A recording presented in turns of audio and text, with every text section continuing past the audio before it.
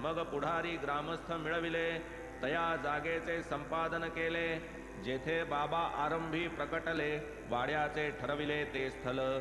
या पवित्र जागेचे महिमान, चतुर्थाध्यायीच पूर्ववर्णन. द्विरुक्तीचे नाही प्रयोजन, चालवू निरूपण पुढारा. असो मेघाचे संचित मोठे, लाधले राव बहादूर साठे.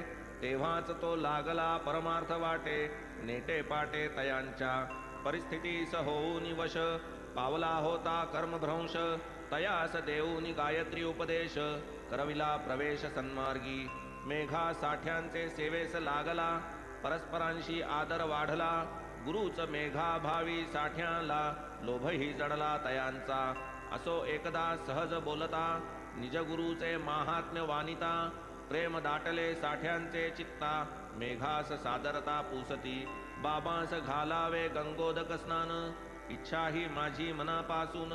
तदर्थ तुझ शिरडी लागून, पाठवितो जाण मुख्यत्वे. शिवाय तुझी अनन्य सेवा, पाहूनी वाटे माझिया जीवा. सद्गुरूचा तुझ संगम घडावा, पायी जडावा तव भाव.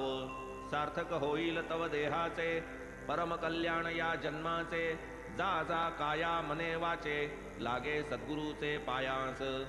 मेघा पुसे तयांची जात, वस्तुतः साठ्यांसही ती अज्ञात. म्हणती कोणी अविंधही वदत, बैसती मशिदीत म्हणवुनी. अविंध हा शब्द कानी पडता, जाहली मेघामनी दुश्चित्तता. नाही नीच यवना परता, काय गुरुता तयाची. नाही म्हणता साठे क्षोभती, होय म्हणता पावेल दुर्गती. काय करावे चाले ना मती, चिंतावरती तो पडला. इकडे आड तिकडे विहीर, दोलायमान मनी अस्थिर. परी साठ्यांचा आग्रह फार, केला निर्धार दर्शनाचा.